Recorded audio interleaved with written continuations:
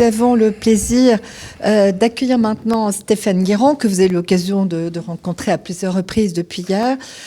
Stéphane Guérand est un artiste que je défends beaucoup. On peut dire que c'est un artiste de Chaumont-sur-Loire. On trouve parfois que j'ai un côté possessif avec certains artistes, mais c'est vrai qu'on les invite 2 ou 3 fois. Stéphane Guérand a présenté il y a 4 ou 5 ans déjà. 5 ans, 6 ans. 5 ans. Ouais. Une œuvre que je vous incite à aller voir cet après-midi, qui s'appelle Le Nid des Murmures, et qui, pour ceux qui connaissent, est une œuvre qu'on va revoir avec un grand bonheur. Une œuvre composée de 5000 fleurs de quartz, qui est tout à fait extraordinaire. Je citerai juste une anecdote, puisqu'on est dans le jardin ou l'œuvre qui soigne. J'ai un ami journaliste qui a une double vie, et sa deuxième vie, c'est de travailler pour des femmes de la rue, des femmes qui ont connu des destins extrêmement difficiles et qui sont dans la douleur. Et chaque année, il va voir des lieux culturels pour éveiller ces personnes à un autre monde, une autre vie. Et un jour, il est venu avec ces femmes dont on voit sur le visage qu'elles ont été terriblement abîmées par la vie. Et ces femmes se sont mises à pleurer devant l'œuvre de Stéphane. Mais c'était bouleversant de voir ça. Cette œuvre a déclenché quelque chose qui, pour moi, a été un moment très fort. C'était de façon évidente le pouvoir de l'art. Et après, il m'a dit qu'il s'est passé beaucoup de choses, qu'elles ont parlé. Et je trouve que c'est une anecdote qui méritait d'être évoquée parce que c'est un travail très sensible et tout à fait extraordinaire que celui de Stéphane. Donc Stéphane a eu d'autres vies. Il a un travail artistique qui se développe depuis une vingtaine d'années maintenant. Et il vous expliquera ses projets à l'échelle du monde. En tout cas, je suis très heureuse qu'il ait accepté d'être là. C'est vrai, tu es quand même allé en Islande récemment, peut-être en parleras-tu. Bien, bonjour donc à tous. J'ai pas de slides, c'est pas mon truc les slides, les PowerPoint, j'ai pas de ça, voilà. Mais je vous ai fait une petite sélection de quelques images d'œuvres. Ça va tourner pendant qu'on parle. C'est une sélection, il y a des œuvres, il y en a beaucoup. Effectivement, ça fait 22 ans que je crée des œuvres. Donc il y en a un certain nombre, mais elles suivent un chemin, une évolution. Et là, vous avez une petite sélection, parfois en lien avec ce qu'on va évoquer ensemble. Je voudrais commencer par parler de mon processus de création, la façon dont je crée, parce que c'est quand même la base de ce qui peut après générer des émotions en particulier ou les relations de soins qui peuvent être ressenties par certains. Dans une deuxième partie, je parlerai plutôt de ce que j'expérimente quand je crée dans un jardin ou dans un lieu. Et puis après, j'essaierai de voir, de mon point de vue, de mon expérience, comment des forces de la nature agissent en fait sur nous dans des œuvres. Et donc de conclure par est-ce qu'on peut parler vraiment de soigner ou de qui soigne qui. Voilà. Je voudrais commencer de façon un peu atypique. Dans ma façon de travailler, je commence toujours par un exercice d'écoute et de reliance à un lieu. Je travaille principalement en lien avec des lieux. Et donc le jardin est un lieu particulier. Les lieux souvent dans lesquels on est amené à travailler en tant qu'artiste, c'est des lieux où la pensée est intervenue pour, de façon volontaire, créer quelque chose, donc modifier ce qui est en place. Et pour moi, le point d'entrée, c'est de commencer par écouter le lieu. Ce lieu a des spécificités. Certains ont ressenti quelques aspects les plus évidents, par exemple le froid, quelque chose un lien à l'eau en particulier, par exemple. Mais vous pouvez ressentir ce lieu déjà, non pas par la pensée qui a été le point d'entrée qu'on a utilisé jusqu'à maintenant, c'est-à-dire qu'on a tous été dans nos pensées, dans une construction mentale, mais on peut commencer par essayer de le ressentir dans notre corps. Ce lieu a quelques petites colorations particulières. Je vous propose de prendre, on va dire, 1 minute, fermer nos yeux, et puis juste d'essayer de sentir ce que chacun sent en lui dans ce lieu. Parce que c'est vraiment le point de départ. comprendre ça, c'est comprendre le point de départ de mon travail. Voilà. Donc je vous invite à cette minute. Voilà.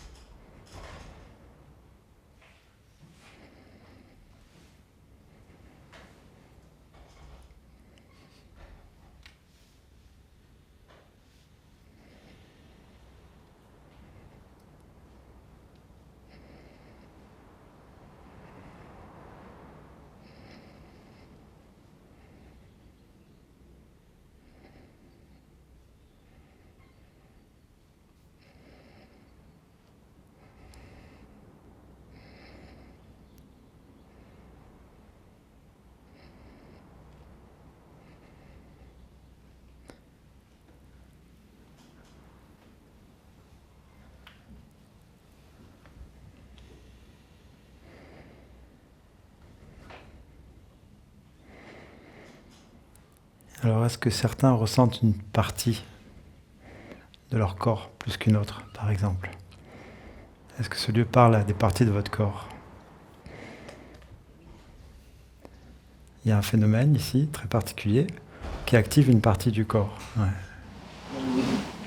Alors bien sûr, oui, effectivement, c'est un lieu effectivement qui est traversé. On sent, déjà c'est une première information qui est importante, c'est qu'un lieu, on sent que c'est un lieu qui est traversé. Donc il a un côté très aérien, qui est là, on le sent bien. Est-ce que par exemple, dans cette partie-là du corps, certains ressentent quelque chose de particulier dans cette zone?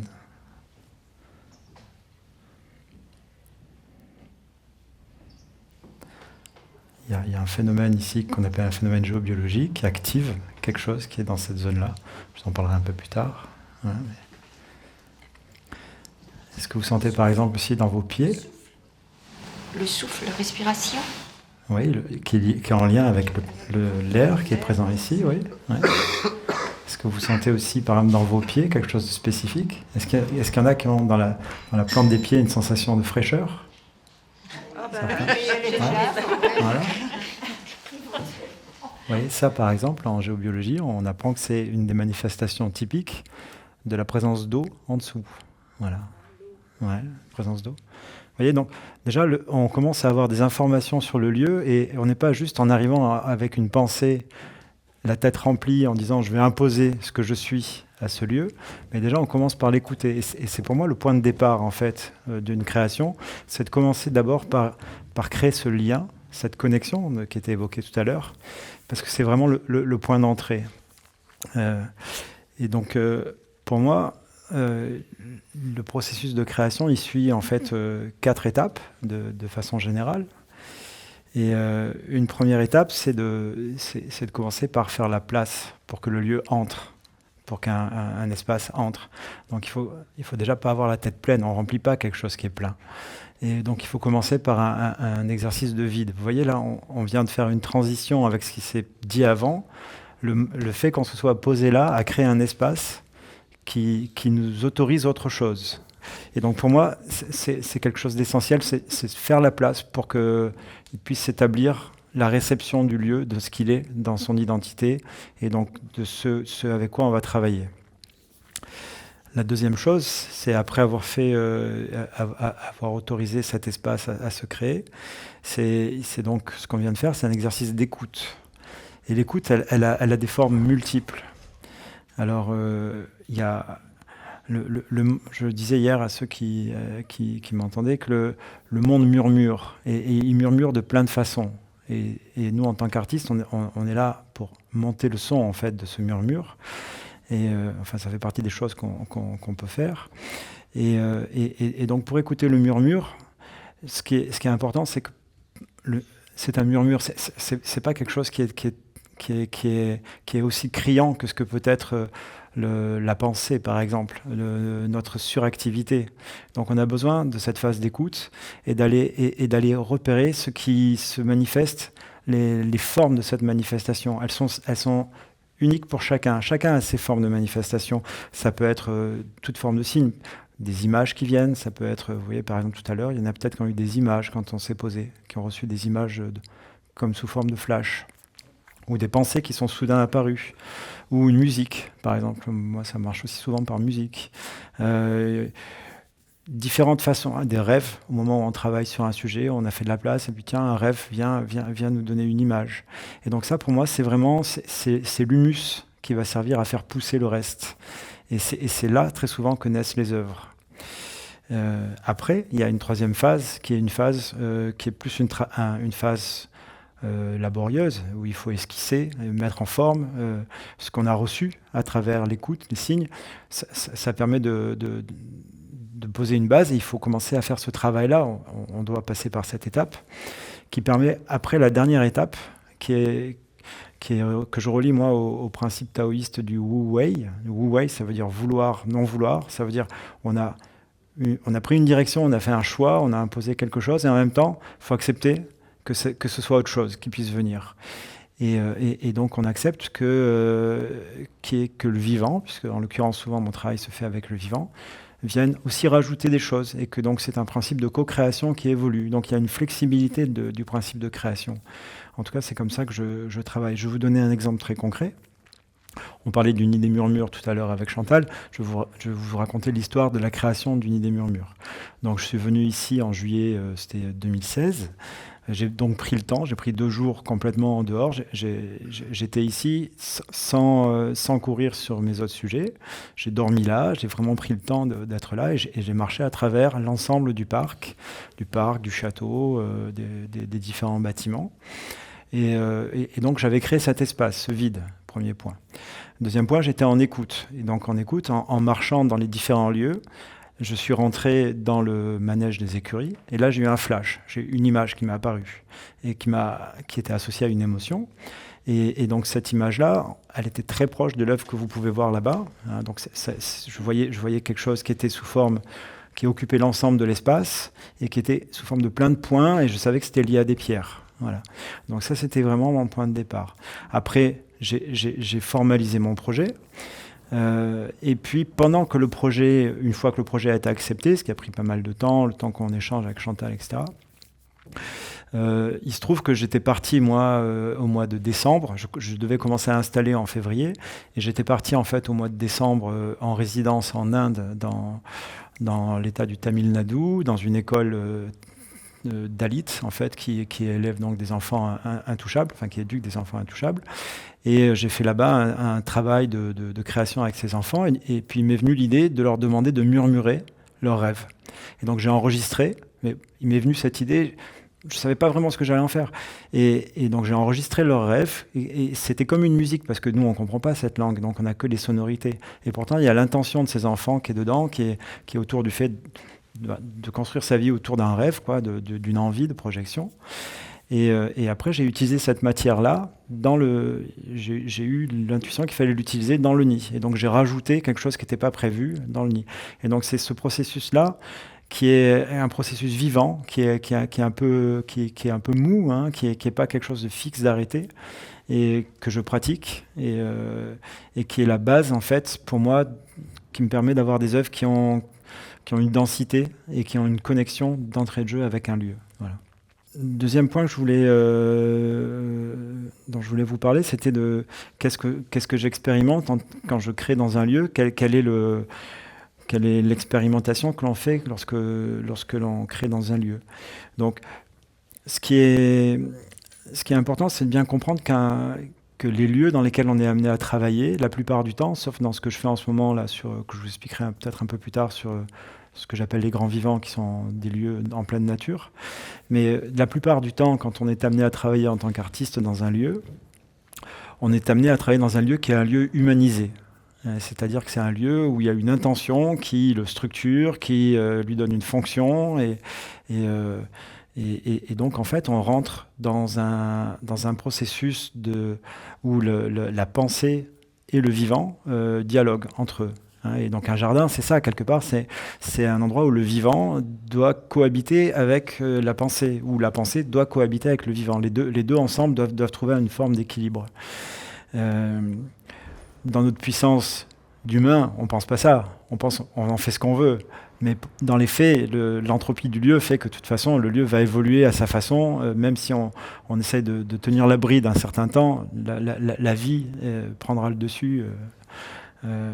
Et donc, la relation que l'on a avec un lieu, elle commence par se faire, en fait, par, je dirais, une dialectique entre la pensée et le vivant.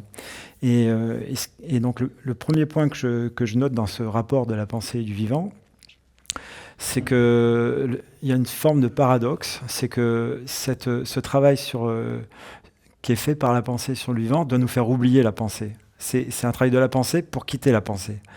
Et c'est comme si le jardin ou les lieux dans lesquels on crée voulaient nous faire sortir d'une dimension petite de nous-mêmes, nous faire sortir de notre ego. Et quelque part, quand on rentre dans un jardin, ce qu'on attend, c'est une forme de contemplation, une forme d'émotion. Donc ça n'est pas de la pensée, c'est de changer le flux des pensées qui nous traversent, qui nous habitent et qui quelque part est une forme d'enfermement, puisqu'on tourne dans notre pensée. Et cet aspect-là, en fait, le travail de la pensée pour créer un lieu vise à le faire oublier. Et donc c'est un travail qui vise à sublimer la pensée, en fait. C'est la pensée qui sublime la pensée. Et c'est un peu le principe de la fenêtre et du mur. C'est comme si, dans un espace clos, qui est l'espace d'un jardin, on construisait une forme de fenêtre qui est celle qui nous ouvre sur un ailleurs. Et cet ailleurs, son but, c'est de nous faire sortir de nos enfermements, de notre pensée. Voilà. Et donc ça, c'est un principe de reliance qui, lorsqu'il est réussi, en fait, crée une forme de résonance. Et je voudrais vous parler maintenant de cet aspect-là, qui est le principe d'un lieu qui peut nous amener à entrer en résonance. Qu'est-ce que j'entends par là ? C'est on peut étudier cet aspect de deux points de vue. Du point de vue de celui qui crée le lieu, qui fait l'action de créer le jardin, le lieu, et puis après de l'aspect de celui qui va le vivre. Et en tant que créateur, en fait, l'enjeu pour nous, c'est d'arriver à être suffisamment à l'unisson avec le lieu, pour vibrer suffisamment avec lui, pour arriver à faire une création qui ait une forme de cohérence et qui crée donc un phénomène d'amplification. C'est ce que j'appelais monter le son tout à l'heure. Et donc ça, en fait, quelque part, quand on crée avec un lieu, en fait, autant que lui devient ce que l'on est, ce que l'on a pensé, nous, en tant que créateurs, on devient aussi ce lieu. Il y a un échange qui se fait, on reçoit le lieu autant que ce que lui nous reçoit. Et quand ce phénomène-là se passe, ça se passe par le corps, vous voyez, tout à l'heure, je vous ai fait prendre ce temps de pause pour sentir le lieu. Quand je travaille dans un lieu, une partie de moi devient ce lieu. Il y a plus de frontières, ça me traverse. Et donc les choses sont...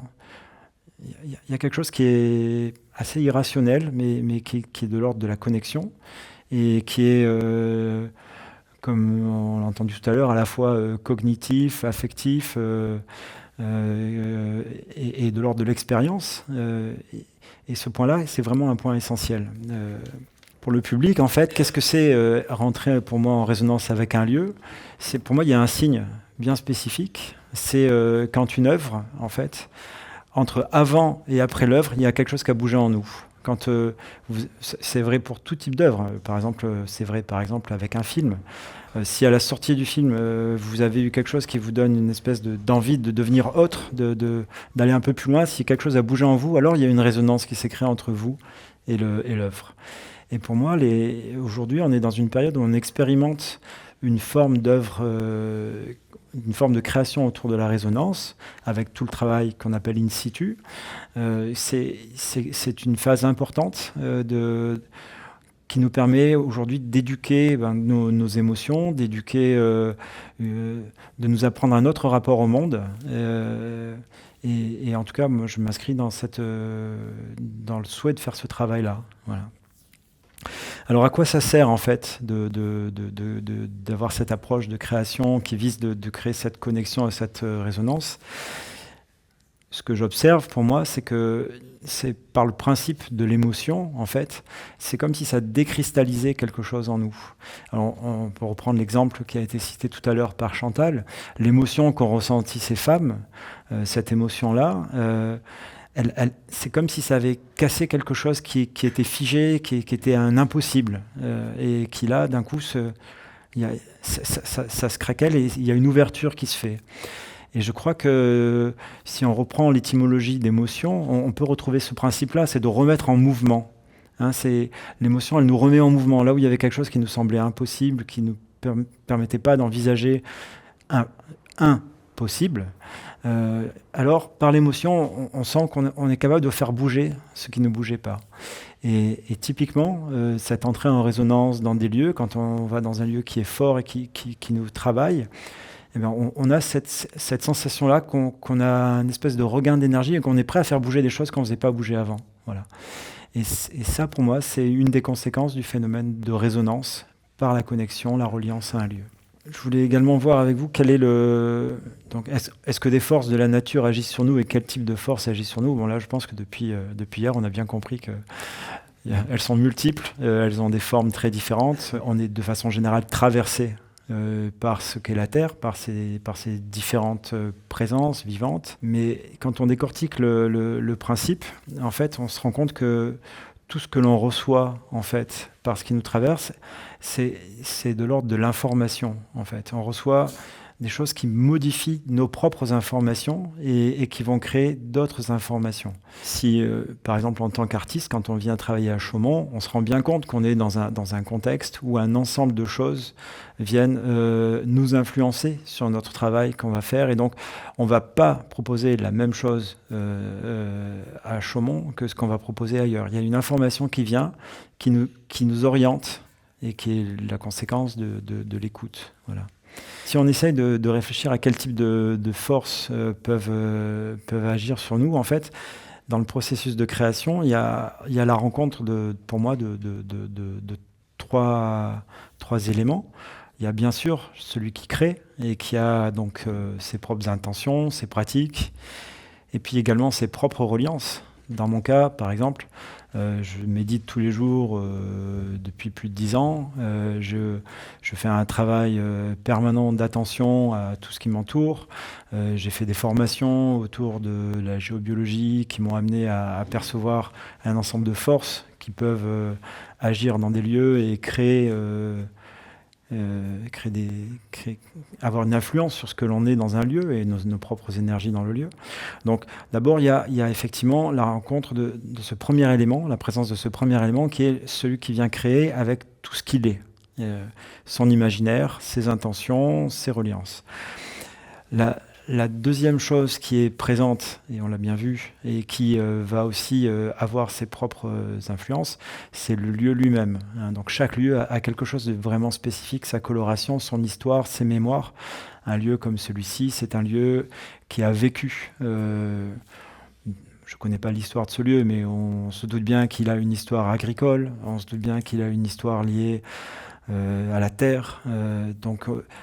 Chaque lieu a ses propres porte en lui ses propres informations, son passé. Et puis ensuite, il y a la création elle-même qu'on fait, qui, elle aussi, au fur et à mesure qu'on la travaille, prend sa personnalité propre et est capable de générer quelque chose de spécifique. Ce qui fait qu'en fait, quand on lit celui qui crée le lieu et la création elle-même, on crée un ensemble informationnel et qui est pour moi un état vibratoire, qui crée donc une forme d'état particulier dans un endroit et qui lui-même a sa propre résonance. Donc, et ça crée pour moi une espèce de bulle, on va dire, c'est une forme de bulle, et dans laquelle d'autres choses du vivant, d'autres éléments, parfois visibles, parfois non visibles, vont venir se poser dedans. Donc je vous disais par exemple tout à l'heure qu'il y a un phénomène particulier ici. En géobiologie, parmi les phénomènes qu'on apprend, il y a un phénomène qu'on appelle un vortex. Nous sommes ici dans un lieu où il y a une forme de vortex qui est présente ici, qui est donc une concentration d'énergie liée à une conscience particulière. Et elles ont chacune une vibration qu'on a l'habitude de qualifier par une couleur. Là, la couleur qui domine est une couleur verte, qui correspond en fait à ce qui ouvre cette partie-là de notre corps, donc la partie du cœur. Voilà. Et donc, à chaque fois, il y a dans cet ensemble, dans cette bulle qui est créée, c'est un petit peu comme imaginez si on pouvait, un créateur pouvait créer sous l'eau, dans une autre dimension que la nôtre, un endroit où il y a notre pression atmosphérique, il y a l'oxygène, et puis du coup, nous, on peut y aller. Et donc, la vibration que crée une œuvre dans un lieu va permettre à des phénomènes vibratoires de venir se poser là, et du coup d'être en interaction avec les gens qui viennent, avec le lieu lui-même, et de développer une propre vie là-dedans. Et donc tout ça, ça amène à des présences, en fait, des formes de présence qui elles-mêmes vont résonner avec les œuvres et vont résonner avec les personnes qui visitent. Voilà. Et donc pour moi, c'est ce phénomène de reliance là qui va générer plus particulièrement des émotions, qui va nous mettre en mouvement. Ce qui est assez étonnant avec ces phénomènes, c'est qu'ils sont capables ils sont en dehors de l'échelle du temps. Je me souviens, j'ai exposé plusieurs fois en Australie, et je me souviens, pendant mes voyages en Australie, avoir été sur des sites où je ressentais la présence en fait d'anciens sites aborigènes. C'est-à-dire qu'il y avait un travail qui avait été fait à l'époque où je retrouvais les mêmes types de phénomènes, par exemple, que ce que je viens de vous décrire là. Et j'ai compris de cette façon-là que ce qu'ils appelaient les song lines, la façon de se déplacer en fait à travers l'Australie, ou par le chant en fait des ethnies qui étaient qui ne parlaient pas la même langue en fait, ils avaient chacun leur dialecte, mais étaient capables de suivre la même carte, qui était une carte qui n'était pas imprimée comme on peut le faire nous en Occident, mais des cartes qu'on pourrait nous qualifier d'imaginaires, qui ne sont pas en fait du tout imaginaires. C'est des cartes qui sont énergétiques, et ils posent en fait dans des lieux une forme de vibration qui manifeste en fait des éléments qui s'activent par le chant. Voilà. Et donc moi j'étais très étonné, en me promenant en Australie à des endroits, je visualisais en fait, je ressentais des alignements énergétiques que je comprenais pas, jusqu'à ce que d'un coup je réalise en fait que je traversais juste des songlines en fait. Voilà. Alors, est-ce qu'on peut, pour autant, parler de soigner comme je viens de vous le dire, pour moi, il y a un phénomène vibratoire qui se passe autour des éléments avec lesquels on travaille lorsqu'on crée un lieu. Ces éléments, en fait, pour moi, ils sont un petit peu comme une prise de terre. Quand on est dedans, c'est comme s'il y avait quelque chose en nous qui se décharge et qui se nettoie et qui bouge. Vous voyez le principe de la prise de terre, ça va éviter des surchauffes. Donc si on arrive dans un lieu, on est en surchauffe de l'esprit parce qu'on est dans nos pensées, nos problèmes, etc. On arrive dans un lieu et soudain, tout part, et puis on se rend compte que non, mais là il y a du vent, là il y a cet arbre magnifique, et puis d'un coup c'est comme si quelque chose s'était vidé en nous, et la place s'est créée. Et ça, pour moi, c'est vraiment spécifique à ce qui existe dans la résonance d'un lieu, notamment lorsqu'on a créé avec cette intention dedans. Voilà. Et donc, je ne sais pas si on peut vraiment parler de soigner, mais pour moi, je crois qu'il y a deux grandes fonctions qui apparaissent avec ce principe-là. Il y a une première, c'est celle de nous laver.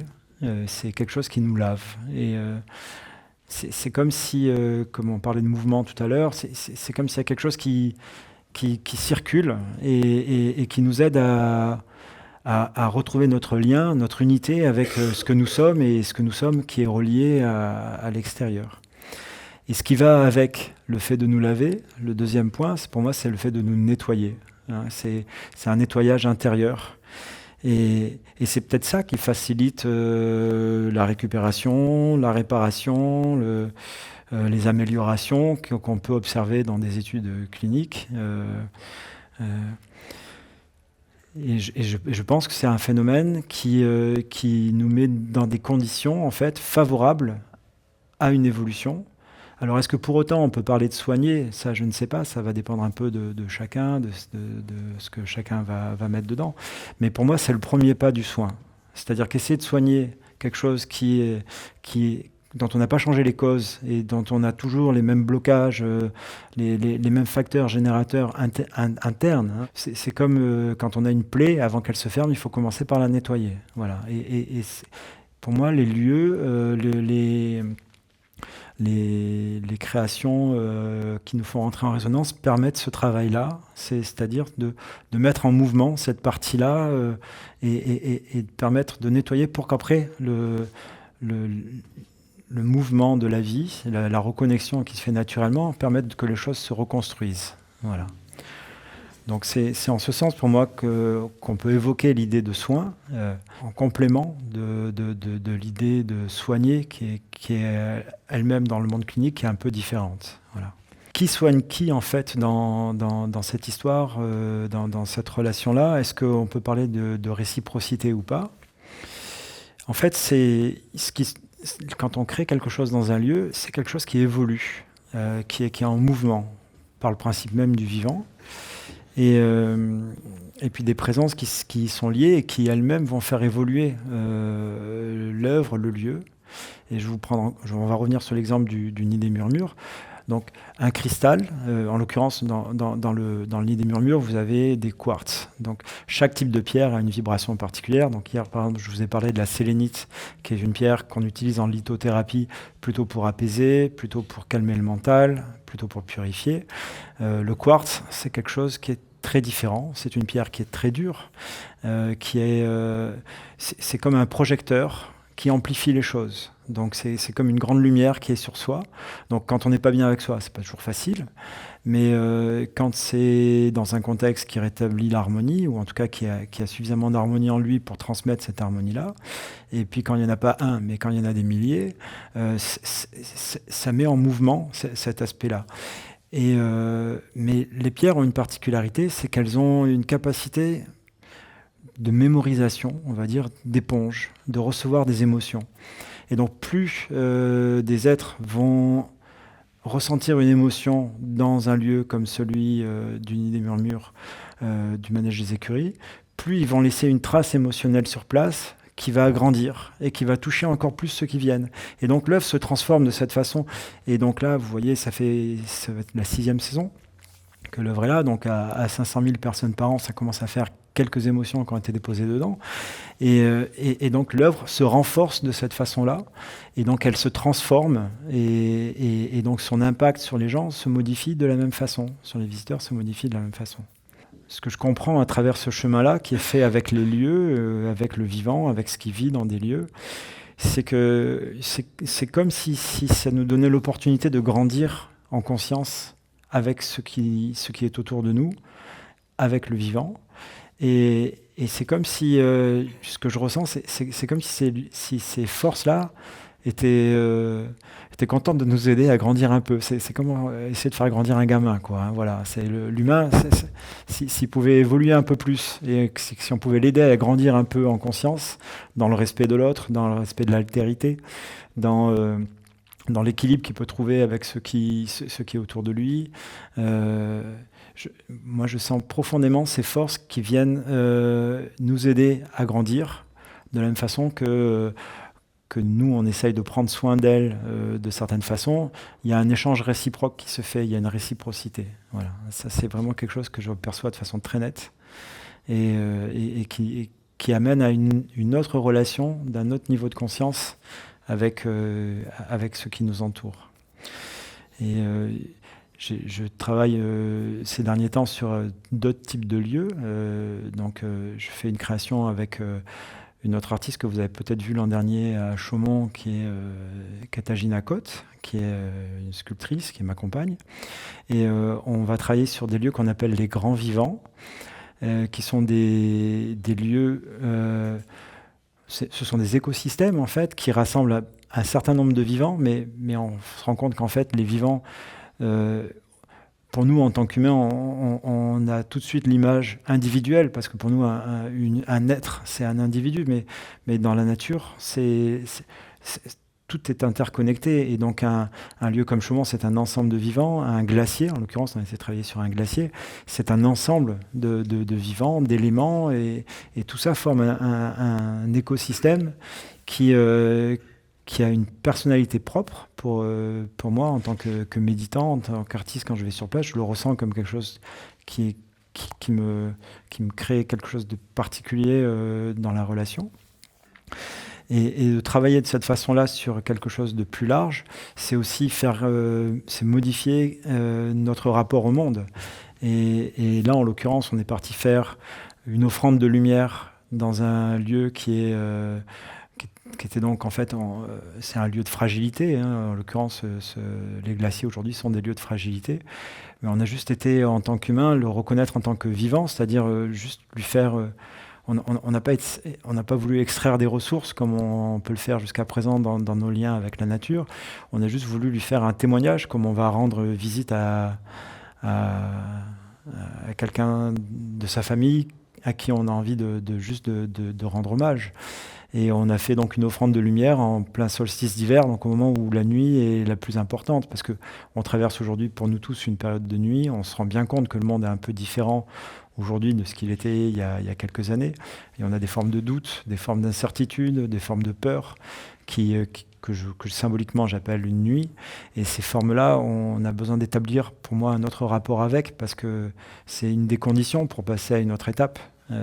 Ce principe-là de soins autour des lieux, je dirais qu'il évoque pour moi l'idée que nous sommes tous totalement reliés à ce qui nous est externe, et que c'est l'occasion d'expérimenter cela, ce principe que nous formons une unité avec ce qui nous entoure, et que parfois nous oublions en fait par, je dirais, l'importance du monde mental dans lequel on construit notre vie. Et le corollaire de ça, c'est que en fait, la notion de non-humain qu'évoque Philippe Descola pour parler de la nature, elle est partout autour de nous. Peut-être certains d'entre vous ont vu le film La Panthère des Neiges avec cette chanson de Nick Cave qui chante We are not alone. C'est vrai dans la relation au monde animal, mais pas uniquement. Moi, je le perçois dans le monde minéral, dans le monde végétal, dans le monde animal, et même dans des dimensions invisibles. Prendre conscience de ça, travailler sur des lieux pour créer des résonances, c'est forcément travailler avec ces aspects-là. Toujours pour rebondir sur la pensée de Philippe Descola, sur ces ontologies entre l'Occident qui est naturaliste et puis les peuples premiers qui sont plus animistes. En fait, le fait de se pencher sur l'idée de vivant, d'évoquer le vivant comme cet autre visage de la nature, ça va nécessairement nous amener à un nouvel animisme, parce que considérer le vivant, au-delà du mot vivant, la réalité qui est derrière, c'est que ce sont des consciences, et donc on est quelque chose qui doit trouver sa place dans une conscience qui est partout, et donc une conscience universelle. On va nécessairement changer de paradigme en intégrant ces données-là dans notre façon de créer, de vivre, et je pense qu'on se dirige vers cela. Et notre force en tant qu'artiste, c'est qu'on est suffisamment irrationnel et on est suffisamment sujet à la folie de l'imaginaire pour s'autoriser d'aller sur ces terrains-là sans que ça nous fasse peur. Voilà. Et il y a une très belle phrase que je voudrais dire en conclusion, qui est une phrase d'un philosophe, poète, écrivain qui me touche beaucoup, Édouard Glissant, et qui dit « L'utopie est le meilleur réalisme pour dénouer le nœud des impossibles ». Voilà. Et...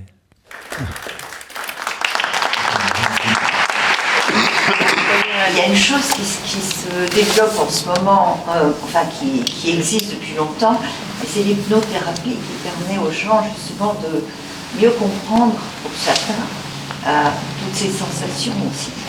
Parce que tout le monde n'a pas le pouvoir de ressentir dans un lieu comme vous le décriviez. Tout ça, il y a une démarche, et parfois il faut être aidé pour cette démarche. Alors, je crois qu'il y a un point qui est très important là, enfin, il y a même 2 points. Il y a le point de l'éducation, en fait. Et il faut se donner la place de ça. C'est-à-dire qu'aujourd'hui, le système éducatif et puis même le système intellectuel dans lequel on grandit, notre conditionnement, ne nous autorise pas à ça. Moi, j'ai pas toujours été comme ça. J'ai été comme ça dans mon enfance. Dans mon enfance, je parlais à tout.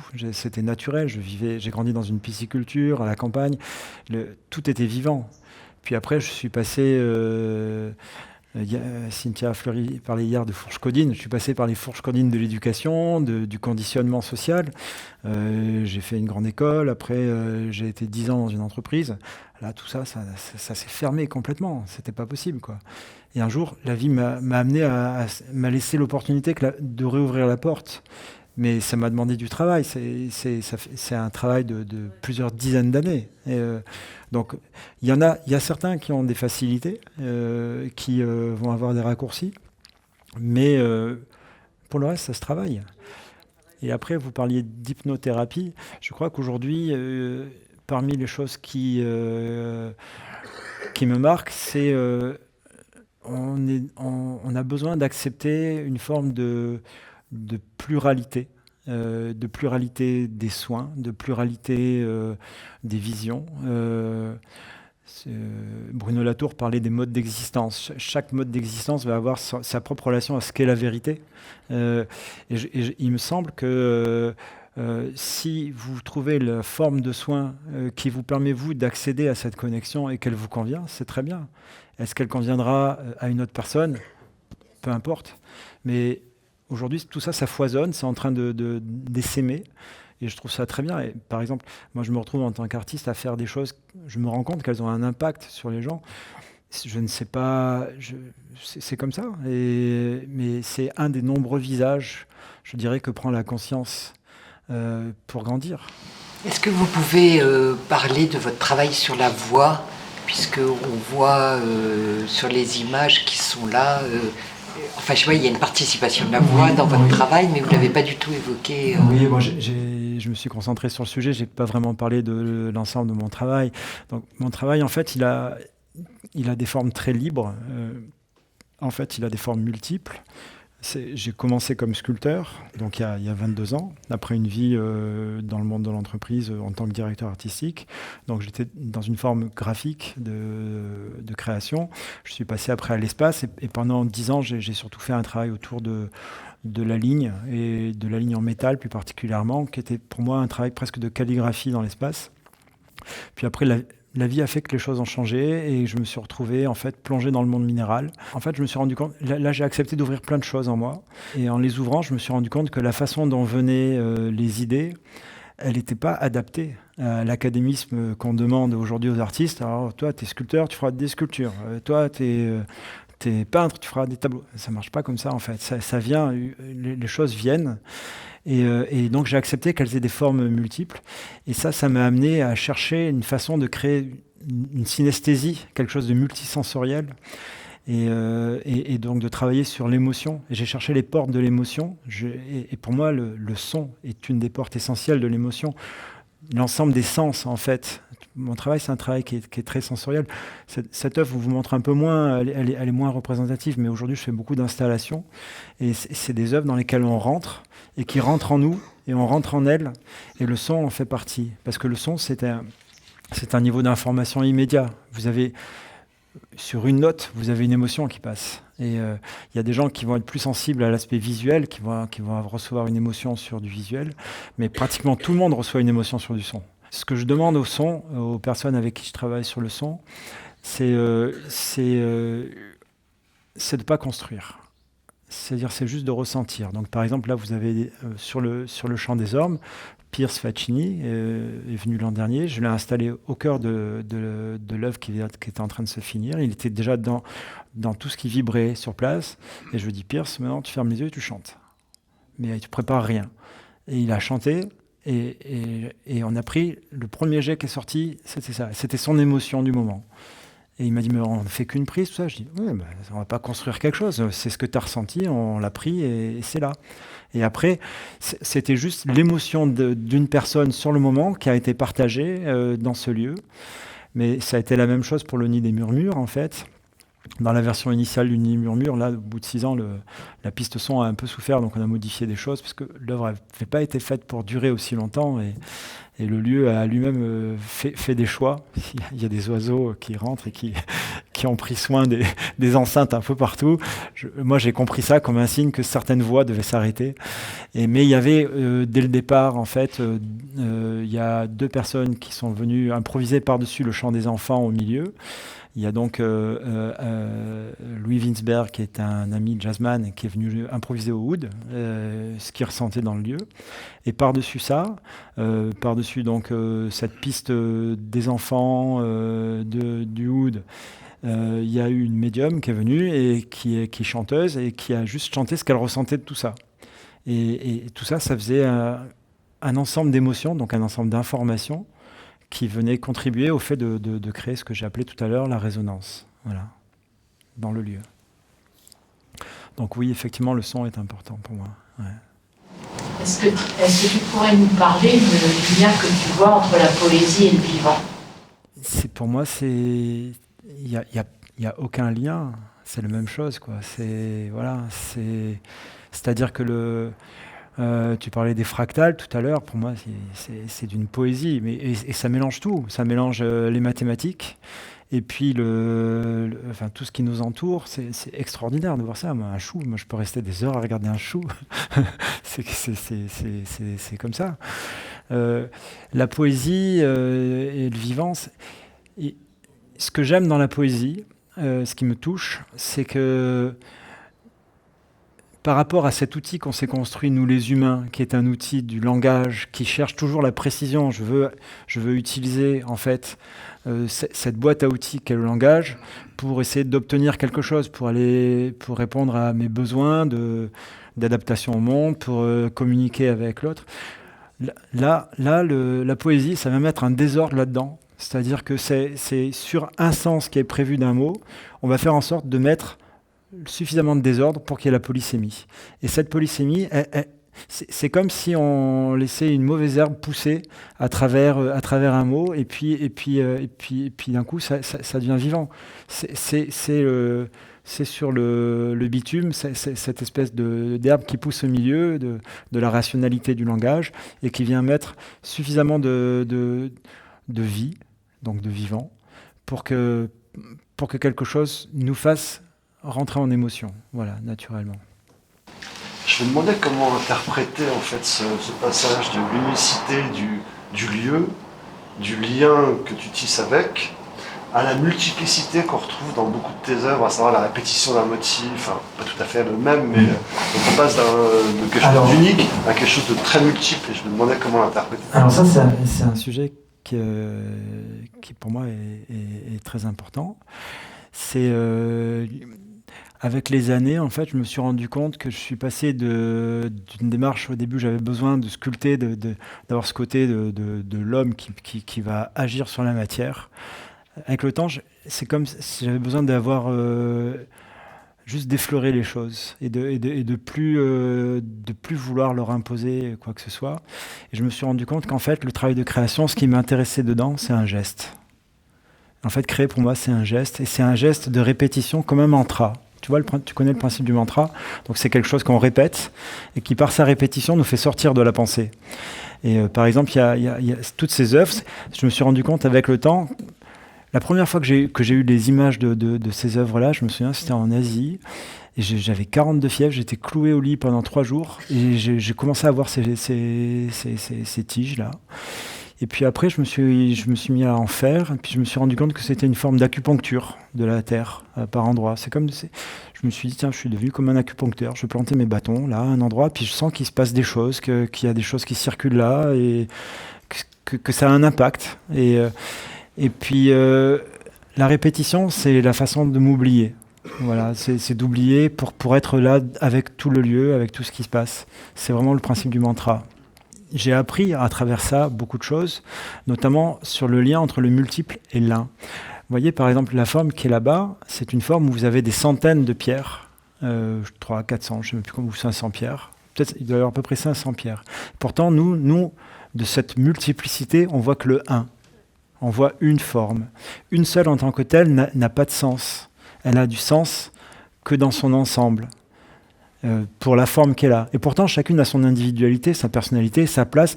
Pour chacune, le point de vue qu'elle a sur ce que nous sommes est différent. Chacune a une vision un peu différente parce que géométriquement, elle est placée autrement, donc elle a une autre vision du monde. Et pourtant, ensemble, ils constituent une unité. Et pour moi, ce que m'a appris ce travail-là, c'est que l'un est multiple. Toujours pour reprendre Édouard Glissant, il parlait du tout monde. Et ce principe-là, c'est que, oui, le tout, c'est un ensemble, mais c'est la richesse du monde. Et on a, nous, c'est assez... quand on étudie le principe de l'éveil, par exemple, dans le bouddhisme, ce principe d'aller se fondre dans une lumière comme ça, on se dit, mais... Pour nous, dans notre culture occidentale, ça va pas, je ne vais pas me fondre là-dedans. C'est quoi cette histoire-là? Et en fait, c'est parce qu'on a le sentiment de perdre quelque chose. Mais le principe même de cette fusion qui est faite là, c'est justement d'être au-delà de la fusion. C'est le principe de l'unité. C'est-à-dire, c'est de rester ce que l'on est, mais d'être dans le tout. Et c'est pas disparaître. Est-ce qu'une goutte d'eau a disparu dans la mer? Non, elle est la mer, mais elle est goutte d'eau aussi. Et c'est ce principe-là.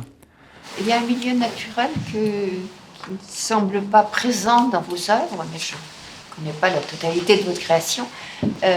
C'est la mer, l'océan. C'est amusant que vous disiez ça. Donc là, vous avez une bonne partie des œuvres là, qui était une exposition qui était faite dans un centre d'art qui est dans le sud de la France, qui s'appelle Campredon, qui est le lieu où René Char avait déposé son fonds littéraire. Et donc l'exposition s'appelait « Les mers rêvent encore ». Voilà. Et le sentiment océanique est pratiquement le point de départ. C'était de recréer le sentiment océanique pour chacun. Et en fait, c'était un lieu où j'avais choisi de plonger entièrement le lieu dans le noir, de mettre au sol suffisamment de paillage pour qu'on n'ait plus nos appuis. Et donc, c'était déjà, les gens rentraient dans leur peur. Ils rentraient complètement dans leur peur et c'était un chemin de lumière. Et les œuvres qu'on voyait, vous en avez vu certaines, ça commençait par un voilier qui est fait en sélénite, des mêmes pierres que celle-là. Mais et c'était assez étonnant parce qu'en fait, on le voit comme un voilier dans son ensemble. Mais c'était dans une pièce qui était toute petite, toute noire, mais qui donnait l'impression d'être immense parce que j'avais deux pans de mur étaient faits de miroirs et il y avait juste un quart du bateau. Et les gens voyaient la totalité du bateau. Donc dans une pièce qui faisait 5 mètres de long, on voyait un objet de 20 mètres de long et juste on ne comprenait pas ce qui se passait. Et puis donc j'ai écrit également un recueil de poésie parce que pour moi aujourd'hui une forme d'art c'est avant tout c'est la forme que va prendre un récit, une narration qui est à l'intérieur. Et ce récit s'appelle « Les mers rêvent encore » et il est question pendant 200 pages de la mer. Voilà.